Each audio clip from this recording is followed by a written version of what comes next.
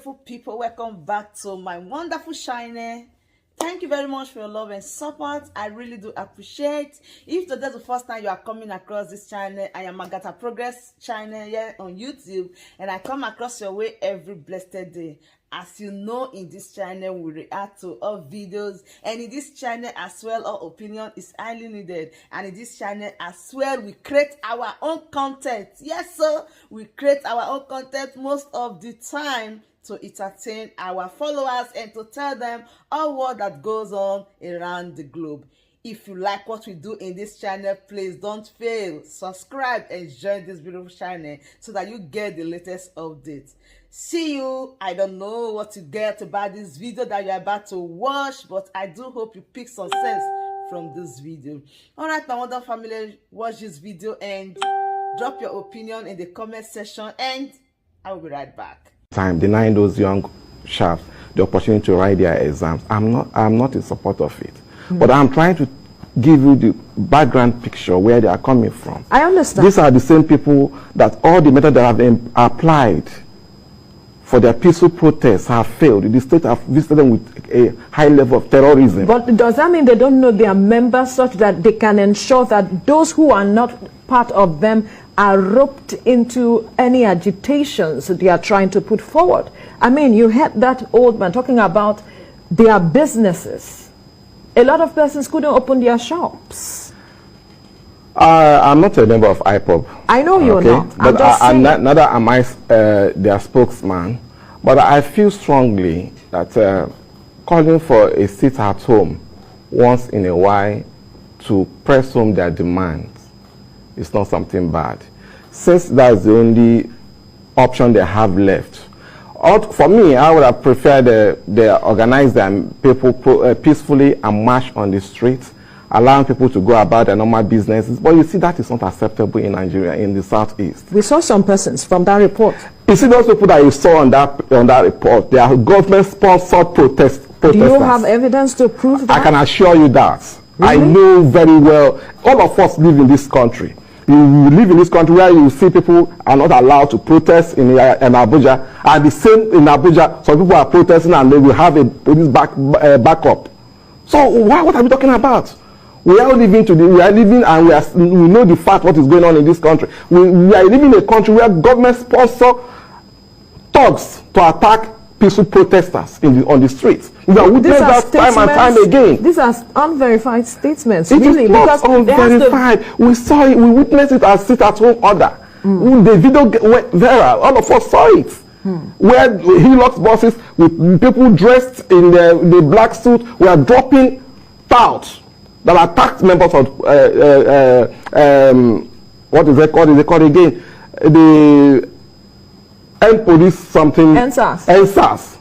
We saw the video. It went viral. We were protesting peacefully until it was hijacked. You see, who are those that sponsor those that hijacked the protest? We are once embarked on a labor protest at Yaba. Getting to Ezeocha, we were attacked by hoodlums. And they came out, they said that they were giving money by this government to attack us. So these things have continued. It's not today. And we have witnessed in the southeast that these young men at Ipob junction, some time ago at Ipob in Anambra State, these young men embarked on peaceful protests. They were gunned down. A lot of them were gunned down. And we keep calling for inquiry for the government to inquiry to find out what happened. Who are those that are responsible for that act, so that they can be prosecuted. Nobody said that, nobody does anything. So what do you expect these young men to do? You cannot beat a child and not allow the child to cry. So they are okay. The second one in which led that the arrest of their leaders is unclear, and the government has not come out to tell us how they get Nnamdi Kanu arrested. Whether they kidnapped him from Kenya or whether they kidnapped him from London, nobody knows. And the government has not come out to clear the air. There's so many things that government need to explain to the people. Now, the government has not come out to explain, but do you think that the way they are going about it is the only way to go? For instance, we see what is happening with the Igbo case. We saw how it is going. And we see how leaders of thought have come in to weigh in on the matter, we are not seeing certain things. This is a comparison some people are already making. People have not been forced to stay at home. How far has the staying at home resolved any matter so far? Because this is not the first time. If you look at the history of staying at home, it starts from Masop. After Has that resolved anything? Well, to me, I feel strongly that that's the only safest means for them to drive home their points, since the street is no longer safe for them. But I am not in support of them trying to stage sit at home when they know that the little kids will need to hide their exams that will help them in their future endeavor. So I'm not in support of that. But at the same time, if we talk about the economy of the Southeast, do we actually have economy in the Southeast? We don't have leaders. We don't compare Southeast with South. You don't have leaders? I must be honest with you, we don't have sincere and genuine leaders from the Southeast. How so? I can assure you, you see what is happening in the Igbo case. You see the role the leaders in the Southwest is playing to make sure they set him free, to at least to have people listen to him and reason with him, because they believe that what the young man is fighting for is not just for his own personal interest, but for the interest of the Southwest. But those that are called themselves governors of the Southeast, political leaders of the Southeast, do they believe in the agitation of this young man? They do not believe it. Because if they believe in his agitation, they believe that if they believe that the Igbos have been marginalized in the Nigerian states, they would have been the first to prescribe to Ipob. Today, we have the Fulani herdsmen. You can call them herdsmen. Okay, herdsmen, yes. They come from a tribe that is known. Because today, we cannot attach them to a particular tribe. That is the position we have as a broadcast organization. Okay, I agree with you, but whether we like it or not, those that we know today in Nigeria as headers in Nigeria are the Fulanis. And we are not the only ones that have cattle. But we have constant attack on communities and villages with AK-47, the highest level of sophisticated weapons.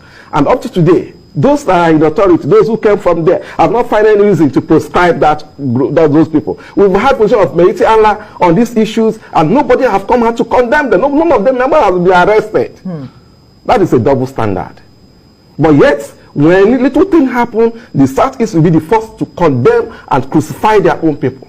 And that's what what you saw, we witnessed yesterday when the governor says people should go about and normal, and these people say, sit at home. There is a government in place. Which government? Is the government that protects the interests of the people? In place. You can't have two governments in a state. I agree with you. I agree with you. But what is government all about? Is it for the welfare of its citizens, protection of life and properties? Absolutely. And then, in the issue of the Southeast, how many governors have condemned the ongoing onslaught on the Southeasterners in Igbo land? Have you engaged with them to know their stance on this? Have you called them to order? Because you have a right to hold them to account. Have you engaged with them? My sister, the truth remains that's the question. In several mediums, we have tried to engage them. We found that these people have no interest in the interest of Igbo. How so? Did they not give you audience? All their interest lays on how they can please those in the central government for their political gains. Did you call them to a question? Ask them, let's have a dialogue. This is what is happening. Did they respond to you or they didn't? You see, we have had several engagements with these people, and we find out their body language clearly shows that they have no interest for the welfare of our people. It's not today that these young men have been crying, shouting that of marginalization, they have been humiliated, they have been killed. Don't we have governors in the Southeast when these people were killed at Ipob junction? Up to today, we have written them, we have shouted, we are asking. We want to find out. We don't want to asking that people who engage in this act should be killed. No, we want to find out how many people were actually killed at Ipob junction. When they were praying at Aba, when they were shot and killed, we were asking who did this, who gave the order. Let us It's doing an inquiry to find out what is actually going on. But these people, they will close their ears. They're not ready to listen to you. Even when you call them, they will not even give you attention. Or they will be telling you that I don't want to be at enemy with these people in the central government. My political career is. Why is the political career more important to them than those that are elected to govern? That is the question everybody is asking. Take a statistics today. In the entire country, check the Southeast. The only Southeast that they have not been election, local government and council election for the past 21 years. You already have elections when a governor is serving for 8 years. When he's about finishing his 8 years, he will conduct election 6 months to his exit. And immediately the new person will come in, he will send them off. Is this the kind of leaders we want to in the Southeast? Is this happening in the Southwest? Is this happening in the South Side? Is this happening in the North? So how do you expect the young boys to listen to them? How do you expect them to take them serious? That is the problem. Do they know the power they hold because they have a voter's card? Aren't they the ones who put these same leaders there by our their vote count? Do our vote count in this country? Do they come out to vote them in? Are there not people part of those? That's an issue for another day. Right. If all of us are witnessing what is going on today, let us do electronic transmission. And some people are saying, no, we cannot. Because they want to continue to enforce themselves on us. In the Southeast, I can tell you that those people that they are looking at today, like other governors, if they stand for a genuine election, a commoner of the state will defeat them. It's clear yesterday. Go about your normal business. Somebody said, sit at home. And everybody obeyed. Is it not clear that the person that is in control? But do we understand that there are far-reaching implications with those decisions that are being made, with the back and forth that we are seeing with what you are saying? You see, at the point in time, what the people are looking at is someone who is speaking their mind. And to me, I don't agree with Nnamdi Kanu method of agitation. I don't even support what he's doing. But I must be honest with you. He speaks the mind of the people. He speaks the truth to the power. And I was thinking at this point in time, what government should do is to call him to a roundtable discussion and find out what is the problem. How do we go about solving these issues? And then they don't care. If they continue to apply this method, they apply it today. Even if you kill Nnamdi Kanu today, another millions of Nnamdi Kanu will spring up from the Southeast. Because you think there are already millions of them. You must remember the issue of Yusuf. When Yusuf was killed, what happened today? Where are we today with Boko Haram? They must be careful the way they handle the issue of Nnamdi Kanu. Because a lot of people are beginning to, a lot of people believe in him. A lot of people are beginning to listen to him. For God's sake, we should realize that they should approve vacuum. Whether you like it or not, the people need someone that will speak the voice that we understand. And when you are not, somebody else will speak for somewhere and will speak that language that we understand. How do you want, or what would you want to see that will make you believe that the government is giving Nnamdi Kanu fair hearing, fair trial? Let us start first and explain to the whole world, how they got Nnamdi Kanu in their custody. When that happened, then we begin to look at it. If actually we get fair hearing or not. Because from what the indication we're hearing, if you can go to another country and adopted somebody, and back here in Nigeria, you are condemning kidnapping. We can't call it abduction. Because there was a process in place. Government is here to explain to us. We cannot call it abduction. There is international law that you cannot go to another country territory and pick up anybody. So perhaps without going through there was some level of cooperation, so we cannot call it abduction. No. What kind of cooperation? The Kenyan government is denying that they don't know what happened, how Nigeria... So, like you have said, it is impossible for you to just come and pick someone out of the country. So let us wait till government... Let's wait till government explains. Here in Lagos State today, yes, for a police to come outside from outside Lagos to arrest somebody, you need to report to the command, and then they have information before they can arrest that person and report back to them that you have arrested the person, I take the person away out of the state. At the same time, somebody can come into this state, kidnap somebody, with some help of some security people, without even going through that process and whisk the person away. Okay. Do you call that a normal procedure? We don't know which went on here now. Okay, that's why we are waiting for federal government to explain. So let's wait. What happened? Let's wait. How did they get Kanu? Let's be patient enough to wait. Because if you don't explain that, there is little chances that you will give him a fair hearing. Because if you believe that you can... Does that mean we do not trust the government? Because this is coming from a place of trust. Why can't we just wait to see through the process? In Nigeria, are you talking about Nigerian government? Are we talking about Nigerian government? Are we talking about another government in this case? This same country where you have tried men that that we all know that are corrupt. And at the end of the day, they are declared not corrupt. And outside the country, they are found guilty and jailed over there. Do we have the judicial system? Is it working? The judicial system that is working in alignment with the government? We know what is going on in this country. Look at it. Some weeks, last week or thereabout, a court of competent jurisdiction granted bail to the Igbo aides. Up to today, have they been released? The answer is no. And yesterday, they are filing a fresh charge again, without first of obeying or complying to the order of the court. And I can assure you, the court will not do anything at the end of the day. They will not do anything. Is this kind of country we are running a banana republic where anything goes? All right.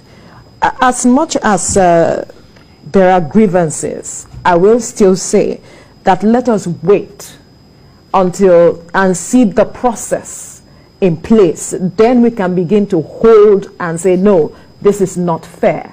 And this is, we cannot hold on to precedents. We have had this thing in the past. We all know what led to Nnamdi Kanu fleeing from the country. He was released. He was still enjoying the But court. he broke his bail conditions. He wasn't supposed to gather If many people around him. It is not the right of the federal government invading with Nigerian army, with the troops. Did he? What we expected them to do is go back to that court. Lay down all the reasons, all the offense, his new offense, why his bail should be revoked. Right. But government did not do that. They invaded his home with troops of soldiers, and of course we don't know their intention, but for what we witnessed from the picture that came out from that scene, show that they are there to kill him. And the young man will have to run for his dear life. We can't categorically say. But people who saw Yes, videos, people that died. were killed. People died. Even the dog animals in the house were shot dead. People died. We were not, I wasn't there. You weren't there to know what transpired, but we saw the end result. Pictures. We saw pictures. I can assure you, I watched live that video they intended, that same night. that their intention was to kill him. We cannot What is categorically their say intention? that. If they went there and killed so many people, someone that was granted bail by the competent court, we cannot conclude. So, but we'll have to leave the conversation here now. So much has been said. All these ones, they are just saying, they are just speaking grammar. What we need is for the leader of Biafra to be released. And Monday Ghost Day must continue. Yes, it must continue until they free the leader of Biafra. If they don't want any problem, let them release him and everything is okay. You can't be beating a child and at the same time you are telling the child not to cry. Biafra need to cry because they've been beaten in so many ways by the zoo government. All right, my wonderful family, that brings us to the end of this update. If you know you didn't understand what is going on, this is a wonderful interview about the sit at home. She's just being curious. Why is it necessary that the sit at home must continue? And he got a wonderful reply. So therefore, I choose to leave the ball here. If you know you haven't subscribed to this channel, what are you then waiting for? Please click on that red subscribe button that says subscribe and turn on the bell icon so that whenever we upload a new video like this, you will be the first to notify. Thank you very much once again for always supporting this channel. Thank you for your love and courage. Thank you for your comments. I really do appreciate. Thank you for always sharing out this video. Thank you for always staying tuned to this channel. I really appreciate you, and I pray that Almighty God should richly bless you, protect you, and keep each and every one of us, he said. And we pray that the leader of Biafra, Nnamdi Kanu, God should deliver him from the hands of the enemy, so that together we shall be happy. I choose to leave you here. See you when I see you. Bye bye.